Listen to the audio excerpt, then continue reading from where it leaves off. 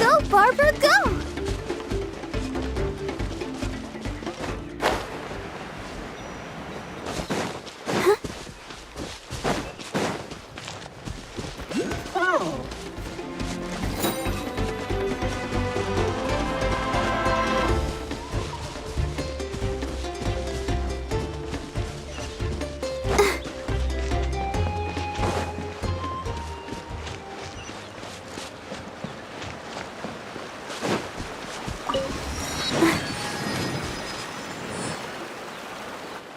We've come a long way.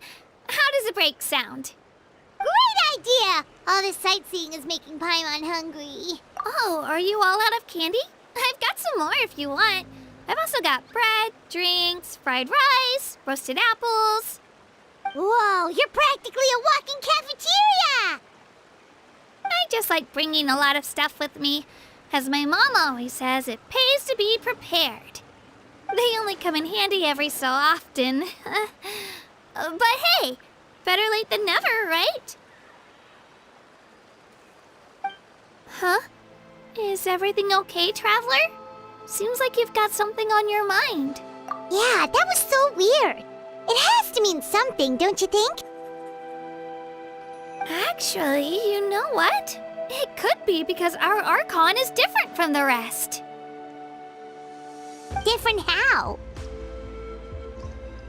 Well, I heard that other nations' Archons live a long time and belong to a class of extremely powerful beings known as gods.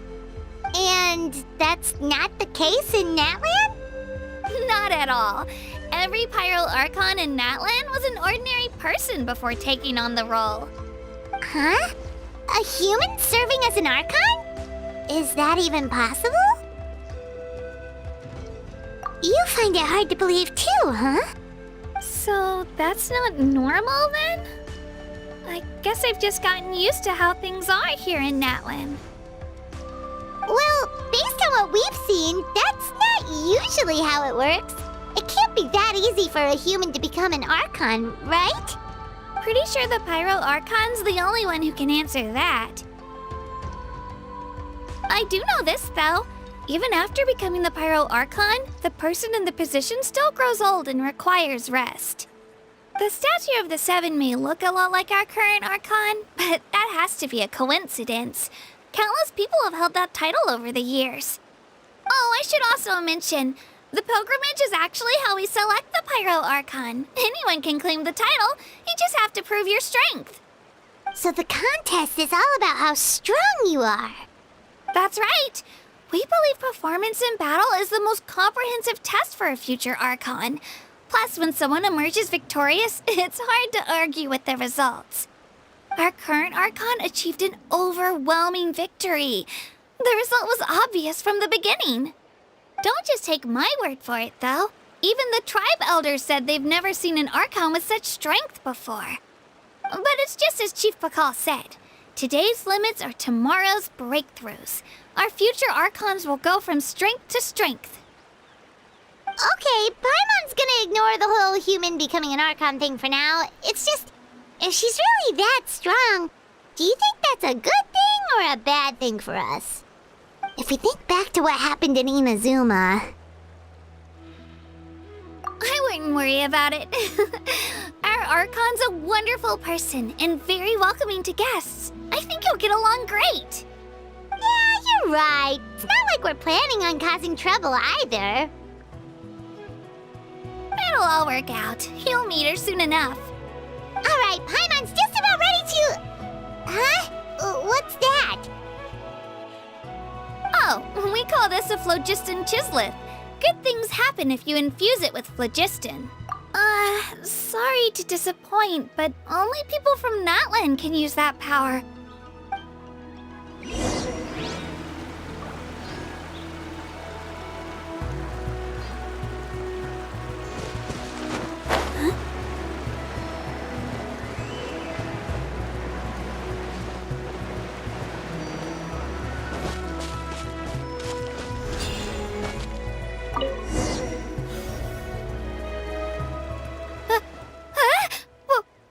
Wait! You can use it too? How?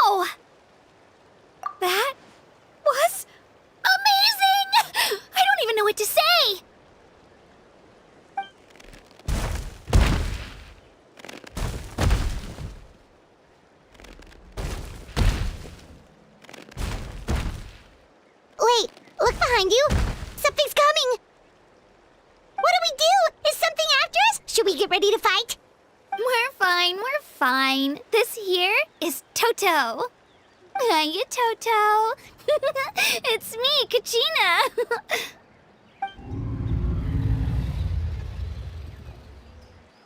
Well, aren't we looking lively today? Did the chisel floor you over here? Warm, isn't it?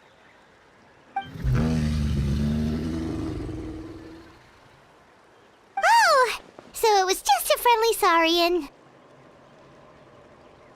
That's right. There's quite a few of them around here, and Toto's the friendliest and gentlest of the bunch. He's always hanging around these parts. I swear he does it just to show off to any outlanders that might come this way. Don't let his size fool you, though. He's just a big softie.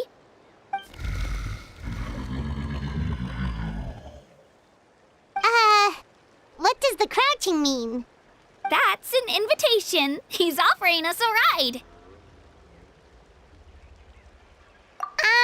Paimon's not so sure about this. It's kind of scary, don't you think? He's huge! Oh, good point. You guys have fun with that then. Paimon will just float alongside.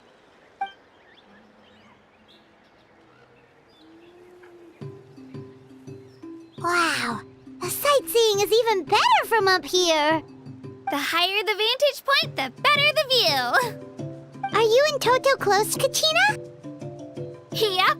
When I was little, my parents and I went to the Stadium of the Sacred Flame to buy a bunch of different fruits, but the cart we were using to transport them flipped over on our way back. Toto wasn't even half his current size back then, but I still burst into tears when I saw him approach. I was afraid he was going to eat all the berries and sunsettias and leave none left for me. In the end, though, he didn't eat a single one, and even chased off a few other saurians looking to snatch a few for themselves. After that, he used his big head to help get our cart right side up again. I've been bringing him fruit ever since. Oh, and I was the one that named him Toto, actually. With the sheer amount of food he can eat, he pretty much grew like a weed. Before I knew it, he was already this big.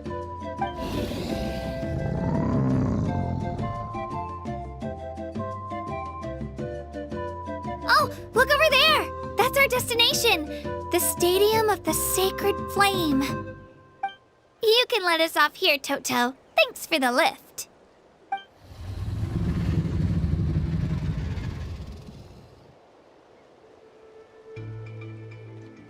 It's an easy walk from here, so I say we head the rest of the way on foot. It'd be quite the trek for Toto otherwise. That's true, especially considering his size. Well, see you later, Toto!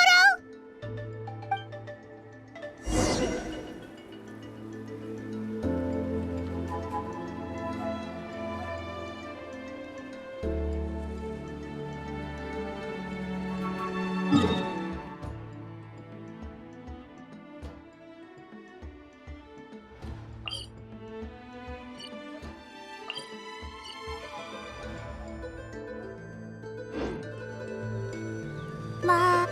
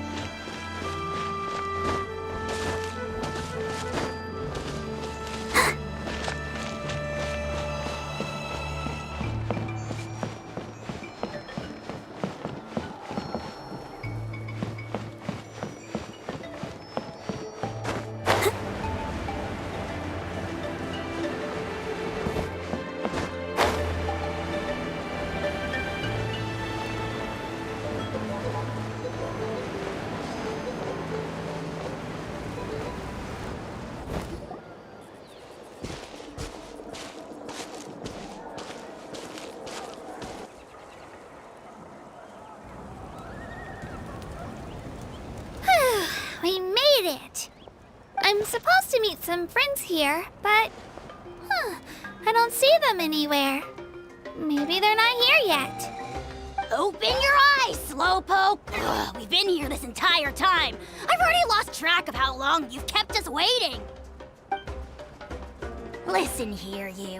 It's not just Kanish and Moalani's time you're wasting, but mine, too! Mine! What the heck? That's a strange-looking Saurian. Or, wait, is it even a Saurian? Take it down a notch, all right? You don't even know some of these people.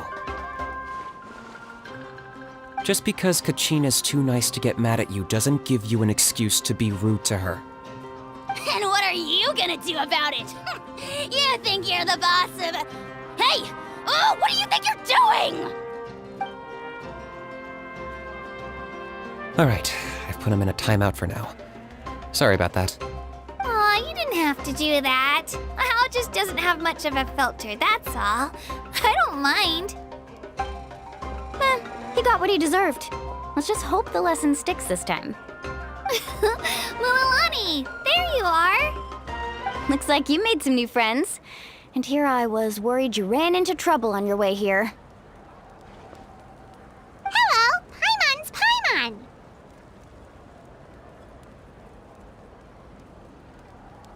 A traveler, you say? You came at the perfect time. The pilgrimage is a sight to behold this time of year. I don't see your teammates with you, Kachina. Where are they? Oh, they went to join teams with a better chance at winning. So you're saying you've been ditched? Again. That might give them an advantage during the team stage, but it all comes down to individual strength sooner or later. Yeah, well, I couldn't even promise them we would make it through the team stage. The outcome of the team stage usually depends on the ancient name bearer, after all. Hey now. There's not a single person here that can promise their team victory. You're putting too much pressure on yourself. Besides, you're not lacking in strength at all. You just need a bit more confidence. You were only 3 victories short of reaching the Night Warden Wars last time. Wait, so if the pilgrimage is like a national sporting competition, then what are the Night Warden Wars? The former is a battle of skill. The latter is a real war. A war against our eternal enemy, the Abyss. So they're here too. Well, wait a second. You're saying the prize for winning the pilgrimage is the chance to go to war? That's not too far off. That's why it's called the Night Warden Wars. The pilgrimage chooses the strongest warriors among the tribes, and those warriors fight to repel the Abyss in defense of our homeland. Their names and deeds are then recorded in epic tales passed down over time. That is the highest honor you can achieve in Natlan. Yes, but that's the nature of war. Danger comes with the territory. Resisting the Abyss is our duty. But we're not alone in this fight. We also have the blessing of our Archon, which allows for our safe return. It's something we call the Ode of Resurrection, which does exactly what it sounds like, basically. Resurrect people, you mean? Yep, so it's not so scary, really. Our Archon's blessing gives us the courage to keep moving forward. Let's go register. We don't have much time. Wait, what about you, Kachina? You're not really planning on competing solo, are you? We really wish we could help, but we're not from here, so it doesn't seem like we can take part. There's no threshold to the number of participants. With the sheer number of teams, it's practically guaranteed chaos. No matter how strong or experienced the warrior, victory is never assured. In a situation like that, it's always better to have someone to watch your back. Oh, how about this? When we register, why don't we ask if these two can have special permission to participate? Odds are the answer will be no, so if that doesn't work, well... I only have a few teammates this time. If someone else could take them, then... You're not asking me to lead your team, are you? Look at you, mind reader. So, what do you say? With how strong you are, it would practically be an upgrade for my teammates. Fine by me, but doesn't that leave you and Kachina as a team of 2? There's a world of difference between that and flying solo. Besides, we're a formidable duo.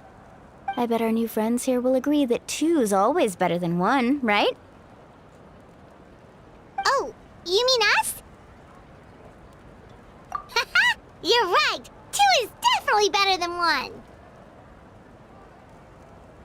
It's just like the old saying we have here in Natlan. No one fights alone. But what if I drag you down? Listen to yourself. You'd be hard-pressed to find someone in Natlan who can beat us when we're together. Hearing you say that does make me feel a little more confident. Still, teams rarely contain more than one ancient name bearer. People are definitely gonna think of us as cowards. The rules don't forbid it, so who cares what they think? It's not like they left us any other option. Well, I'll leave you to break the news to your soon-to-be former teammates. I'm not good at stuff like that. Oh, I know. They deserve to hear it from me anyway.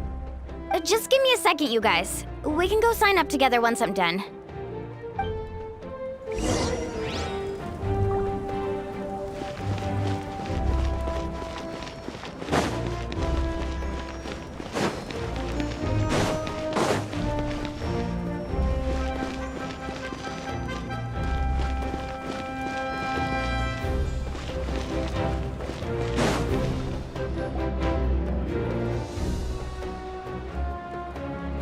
This is the place. Let's wait for Mualani here. Did you see the flags at the front gate when we entered? Oh, yeah. There were flags, weren't there?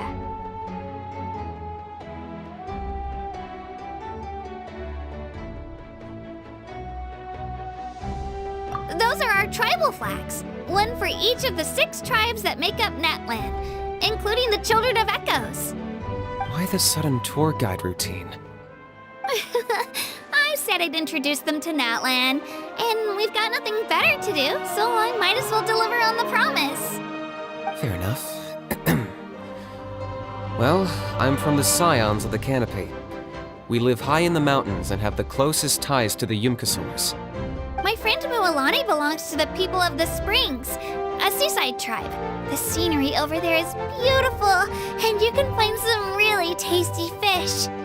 That just leaves the Flower Feather Clan, the Masters of the Nightwind, and the Collective of Plenty. If we get a chance after the pilgrimage, I'll be sure to show you around. Well, if we're talking tribes, allow me to stand in for our chief and welcome you on behalf of the people of the Springs. Mualani, you're back! We were just talking about you. Everything's settled on my end. My teammates took it unbelievably well, actually.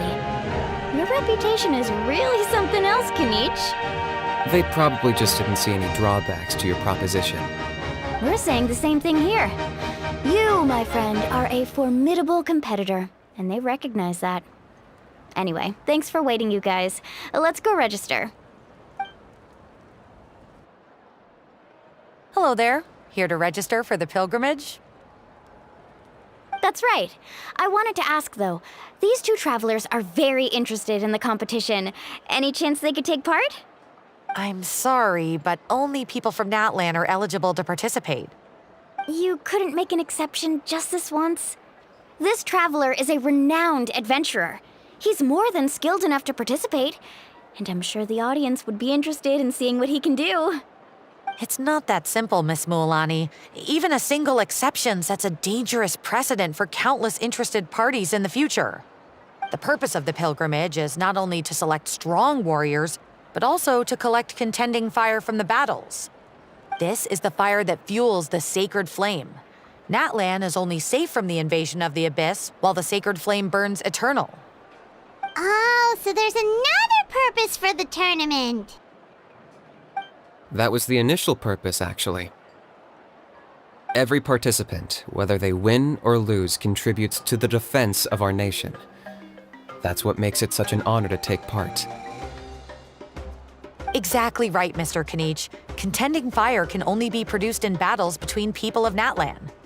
Outlander participation would inhibit the production of this fire, which could in turn jeopardize the sacred flame. Oh, so it all comes down to the contending fire. Well, you can still enjoy the event from the stands. I'll try to get you some good seats. That would be great! Tourists like us are better suited to being spectators anyway. Still, there's something Paimon was wondering, actually. You read Paimon's mind, Traveler. Why doesn't everyone just fight together? You know, since you can bring them back to life. The power of resurrection has its limits. For starters, the ode only works on those who bear an ancient name. That's also why ordinary people who emerge victorious in the pilgrimage aren't sent to fight the abyss. It's for their own protection. Although, they're still afforded the same honor as those who triumph over the abyss in battle. That brings us to the other condition for resurrection. Not much to this one, actually. Just one word: victory. Victory? The victors shall burn bright, while the losers must turn to ash. Only those who triumph over the abyss earn the right to be revived. Defeat in battle not only means death, but also the destruction of your ancient name, preventing it from ever being inherited again. The tales of the vanquished are eventually forgotten, and an ancient name cannot survive when the stories of its bearers are lost to time. Yeah, they won, right? Isn't it the defeated ones who need reviving? You have to think about it at the team level. For example, 5 representatives will be sent to repel the abyss this time. Even if 4 of them were to perish, the Ode of Resurrection would still take effect. All you need is for 1 person to return victorious. Because every victory is a building block of our legacy. Of course, the team needs to be strong enough for that to be the case. Otherwise, the price of failure is still very high.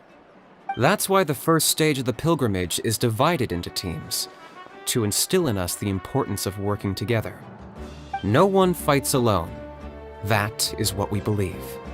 A lone warrior is one whose defeat is final. This all sounds pretty dangerous.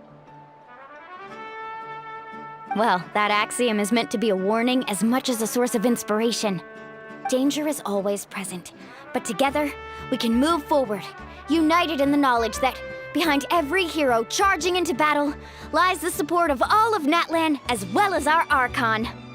Not to mention, the Abyss isn't an enemy with a concrete form. We're often just dealing with the... I've actually fallen in battle before. I spent some time wandering the realm of the Wyab. It was unlike anything I'd ever experienced before.